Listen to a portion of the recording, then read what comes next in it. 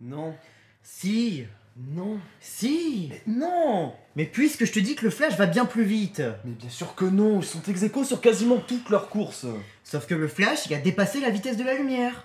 Non, ça c'est pas possible ça.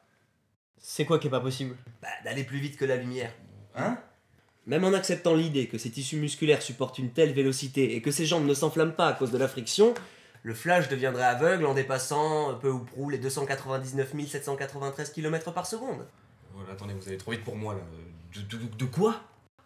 Voyez donc.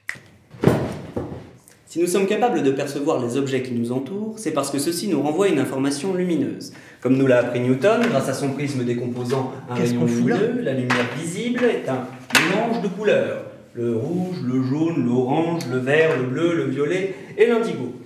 Et nous percevons ce mélange en blanc. Ces différentes couleurs sont définies par la longueur d'onde de la lumière. Le spectre lumineux visible par l'homme s'étend de 400 à 720 nanomètres. En dessous, ce sont les ultraviolets et au-dessus, ce sont les infrarouges. Lorsqu'un objet reçoit une onde lumineuse, il n'en renvoie qu'une partie, absorbant le reste. C'est ce que l'on appelle objet diffusant ou source secondaire. Par opposition à la source primaire, telle le soleil ou une simple lampe, la partie qu'il renvoie vers la rétine de l'œil est donc composée d'un mélange de couleurs décomposées qui ne fait plus du blanc, mais une des 2 millions de nuances de couleurs que l'œil humain peut distinguer, en moyenne bien sûr.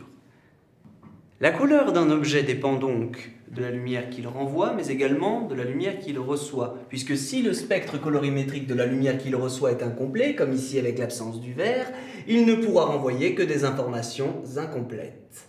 Ainsi, nous percevons une des nuances de couleurs différentes d'un même objet s'il est éclairé par la lumière du soleil ou par une lumière artificielle. On peut même aller plus loin en disant qu'un objet n'a pas de couleur s'il se trouve dans un endroit non éclairé. C'est pour cela que l'on dit que la nuit, tous les chats sont gris. Et alors, c'est quoi le rapport avec le flash aveugle? J'y viens. L'œil humain perçoit donc les couleurs grâce à la lumière. En l'absence de celle-ci, tout est noir et rien n'est perceptible par la vue. C'est ce qui arrive aux personnes aveugles. Or, la lumière se déplace à une vitesse de 299 792,458 km par seconde. Si notre œil se déplace plus vite que la lumière elle-même, l'information n'a pas le temps d'atteindre l'œil et l'on devient aveugle. C'est bon?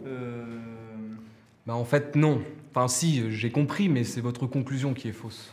Plaît-il? Voyez. Mais en fait, si Flash va plus vite que la lumière, alors la lumière produite au même moment ne l'atteint pas.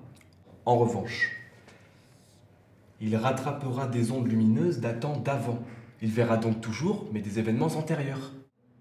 Tu veux dire qu'il pourra voyager dans le temps? Non. Il pourra observer le passé, mais pas interagir avec. C'est un peu comme quand tu regardes une étoile. Le temps que la lumière qu'elle émet arrive à toi, il se passe plusieurs années. Tu vois donc une image dans le passé, mais tu restes dans le présent. Oui, enfin, ce ne sont que des théories, rien ne le prouve. Et puis, c'est qui le prof ici? C'était quoi ça? Oh mec, tu voulais faire le malin. En tout cas, j'ai pas pipé un mot de ce qu'il a dit. Hein. Bizarrement, ça m'étonne pas vraiment. Qu'est-ce que ça veut dire ça? Mal prend pas mal, hein. Mais c'est vrai que t'as jamais été une lumière.